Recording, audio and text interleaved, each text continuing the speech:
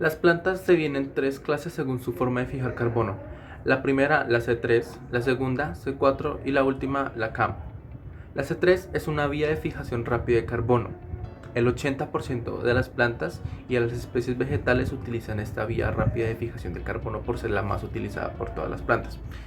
La vía C4 y la vía CAM son específicamente para plantas que se encuentran en climas cálidos, secos y muy cercanos al ecuador. El día de hoy hablaremos acerca de las C4 y plantas CAM, también conocidas por el metabolismo ácido de las crasuláceas. Las plantas que realizan C3 son susceptibles a la fotorrespiración, que ocurre cuando hay un ambiente de pérdida de agua y se tienen que cerrar los estomas. Cuando esto ocurre, aumenta la concentración de oxígeno en la planta y el arrobisco empieza a juntarse con el O2 a falta del CO2. En cambio, a las plantas C4 y CAM han evolucionado y desarrollado nuevos métodos para prevenir esta fotorrespiración. Las plantas C4, o también denominada vía de Hatch-Slack, es una vía que utiliza dos diferentes lugares para la fotosíntesis. Las células del mesófilo, donde entra el CO2 de la atmósfera junto al PEP, también llamado fosfenolpiruvato, que se ocurre y pasa a oxalacetato, que es una molécula que obtiene 4 carbonos. De ahí proviene el nombre de la vía, que luego de una serie de reacciones pasa a ser malato y es transportado a las células de las o células vaina para realizar el ciclo de Calvin. Esto también se realiza en ambientes independientes debido a que la rubisco, al estar ubicada en las células de la vaina, no tiene contacto con el oxígeno atmosférico o en muy pocas cantidades que puede haber en las células del mesófilo. Podríamos tomarlo así como si fuera un filtro de oxígeno, donde solamente pasa el CO2 necesitado para realizar la fotosíntesis.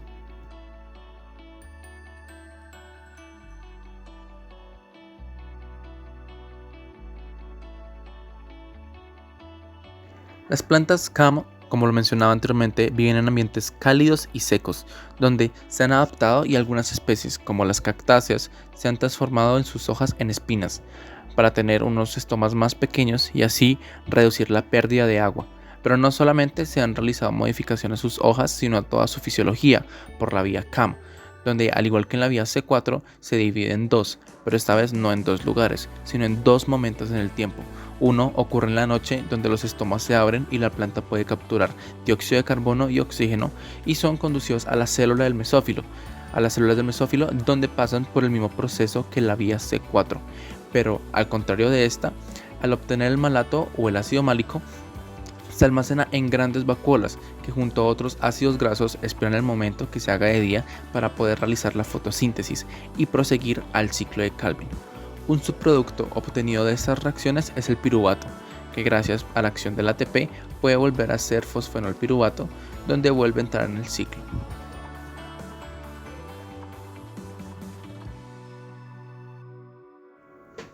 La anatomía de las plantas C4 y CAM también es distinta.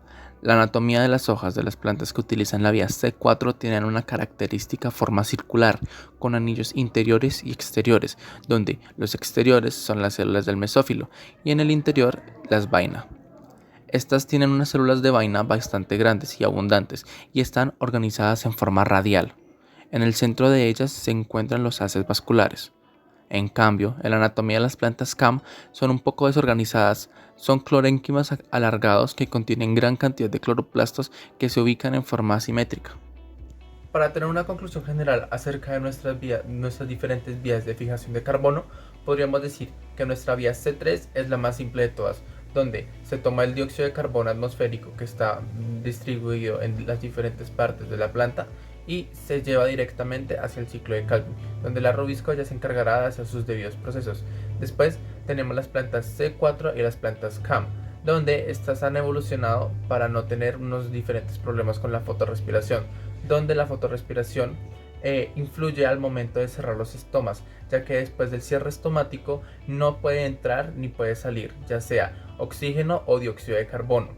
El dióxido de carbono ya después de un largo tiempo se va a ir acotando poco a poco debido al proceso de la fotosíntesis, pero el oxígeno se va a quedar y va a aumentar en cantidad.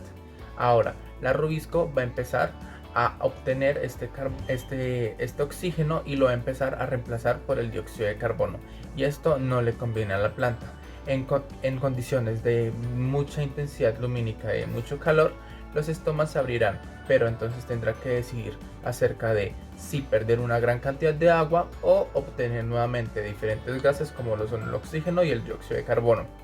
Estas plantas C4 y las plantas CAM no tienen esta necesidad de hacer esto.